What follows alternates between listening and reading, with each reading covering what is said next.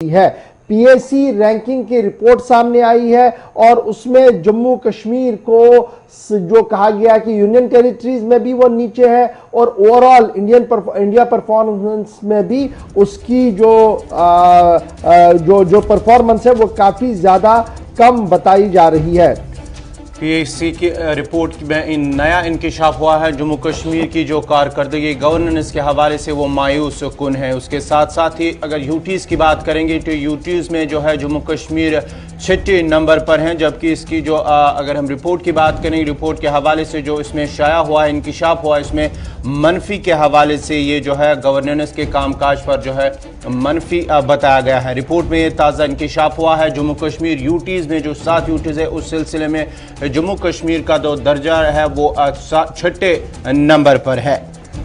PSC यानी public affairs index, ये pi भी इसको कहते हैं, ये 2020 की रिपोर्ट हमारे सामने आई है। चंडीगढ़ के लिए अच्छी खबर है और Chandigarh emerge as the best govern in the category of UTs. ये इसने क्लियर कट लिखा गया कि चंडीगढ़ जो है वो सबसे अच्छा गवर्न होता है, एज अ यूटी के तौर पर सबसे अच्छा परफॉर्मेंस है। और इसी तरीके से पीआईए ने जो डाटा दिया है, जो प्लेटफॉर्म इन्होंने बताया है 30 स्टेट्स के हवाले से, उसमें उन्होंने 2-3 चीज़ें काफ़ी क्लियर की है। एक, गवर्नेंस के नाम पर इसको रैंकिंग में दी जाती है और फिर ग्रोथ के नाम पर जो है वो देखा जाता है कि ग्रोथ कितनी हो रही है, स्टेबिलिटी कितनी है, उस पर भी जो है वो बात की जाती है। और अगर आप इस पूरी रिपोर्ट को देखेंगे, और मैं थोड़ी देर में आपके सामने ये सारी रिपोर्ट जो है वो रख रहा हूं, एक बड़ी बात जो इसमें है कि जो यूटीज हमारी है और जम्मू कश्मीर को जब आप यूटीज की नज़र से देखेंगे तो दादर हवेली आपको ज़्यादा बेहतर दिखेगी बनस्पति जम्मू कश्मीर के गवर्नेंस के मामले पर।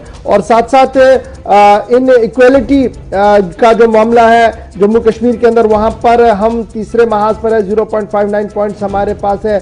चंडीगढ़ टॉप वहाँ पर भी कर चुका है, पौंडीचेरी भी बेहतर फहरिस्त में है। और इसके साथ साथ ग्रोथ, डेवलपमेंट जिसको आप कह रहे हैं, ग्रोथ जो है, जम्मू कश्मीर जो है वो बॉटम ऑफ द टेबल है क्योंकि नेगेटिव में मार्किंग गई है, -1.34 इंडेक्स चार्ट बता रहा है। और ग्रोथ प्लर जो है रेस्ट ऑफ द इंडिया का जो है वो कदरे बेहतर जो है वो दिखाई दे रहा है, डिस्पाइट द फैक्ट के बड़ी चीज़ें हैं, कोविड-19 है और 10 तरह की चीज़ें भी मुल्क के अंदर थी, लेकिन उसके बावजूद भी बेहतर बड़ी चीज़ें देखी गई है। लेकिन जम्मू कश्मीर के एतबार से जब आप देखते हैं तो ग्रोथ में भी कमी है। आपका जो और इसमें पॉइंट्स रखे गए हैं, लगता है कि हर पॉइंट के अंदर जो है वो सूरत हाल उतनी ज़्यादा बेहतर नहीं है जितनी उम्मीद लगाई जा रही थी। तो ये जो पीएसी रैंकिंग आई है जिसमें जम्मू कश्मीर यूनियन टेरिटरी को गवर्नेंस के मामले पर कहा गया कि सही गवर्नेंस नहीं है और उस सिलसिले में ग्रोथ भी उस तरीके से नहीं हो रही है,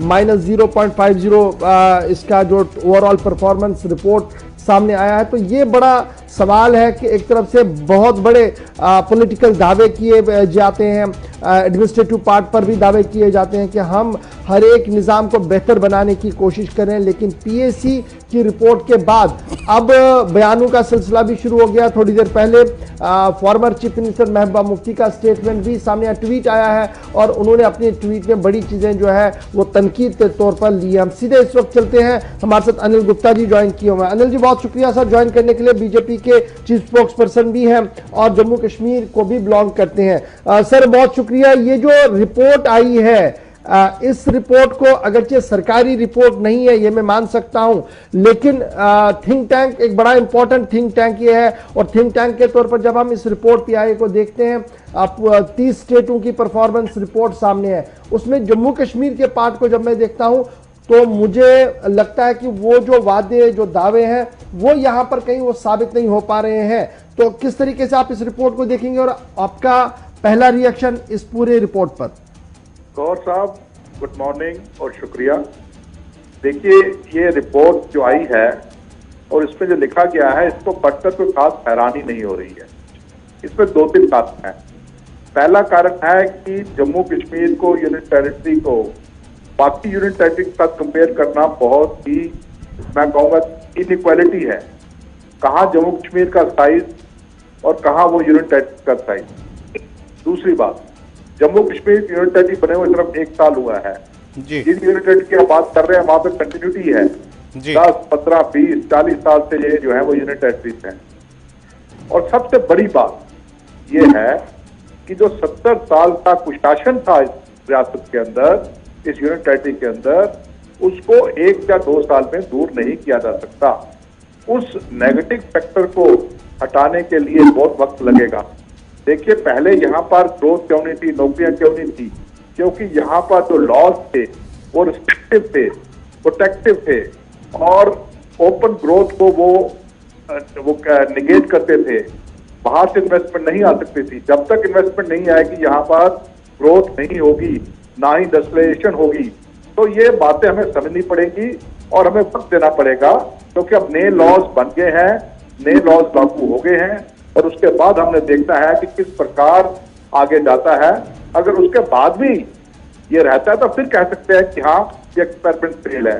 पर अभी ये कहना कि ये एक्सपेरिमेंट फेल है या कुछ नहीं हुआ या कोई बदलाव नहीं हुआ, ये बहुत जल्दी होगा। मैंने ना एक्सपेरिमेंट पर सवाल उठाया ना कुछ, मैंने सिर्फ सीधा सी बात कही थी कि ये जो पीएससी की रिपोर्ट आई है, चलिए 1 साल का परफॉर्मेंस रिपोर्ट है, ये ज्यादा पुराना नहीं है, लेकिन उसमें गवर्नेंस के मामले पर भी हम -1.34 इंडेक्स चार्ट में है।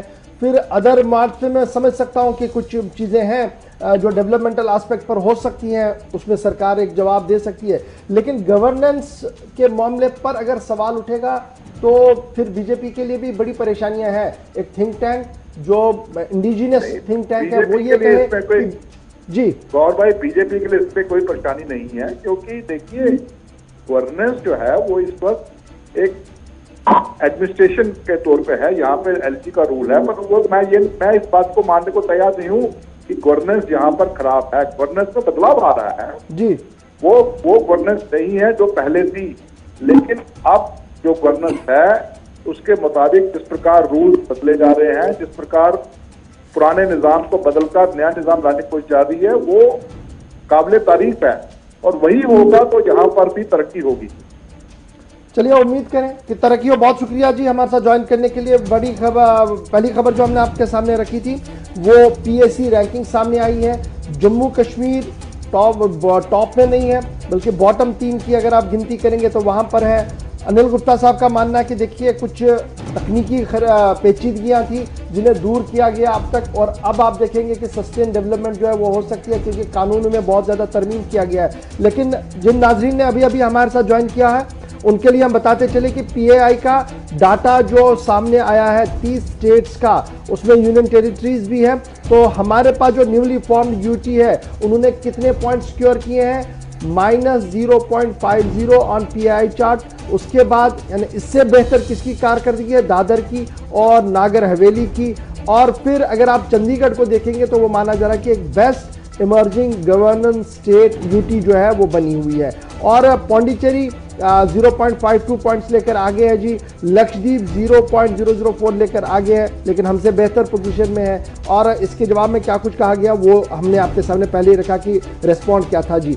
लेकिन 3 पिलर्स बड़े इंपॉर्टेंट है। इक्वेलिटी, जिसको लेकर ये सर्वे बनाया जाता है, ग्रोथ और सस्टेनेबिलिटी, ये 3 चीजें बड़ी इंपॉर्टेंट है। और तीनों मुद्दों पर जम्मू कश्मीर का मामला जो है वो मनफी चला गया है। और यही वजह है कि अब बयानों का सिलसिला जो है वो तेज हो गया है। महबूबा मुफ्ती ने ट्वीट करके इसी रिपोर्ट को सामने रखा है और सवाल किया है कि 1 साल गुजरने के बाद भी अगर इस तरीके की सूरत हाल है तो आप समझ सकते हैं कि सिचुएशन क्या कुछ हो रही है। और थोड़ी देर पहले हमारे पास ये खबर भी आ रही है कि पीपल्स कॉन्फ्रेंस के चेयरमैन सज्जाद गनी लोन ने भी अपने ट्विटर पर ट्वीट करते हुए ये सारे फिगर्स डाल दिए हैं और सवाल पूछा है कि किस तरीके की गवर्नेंस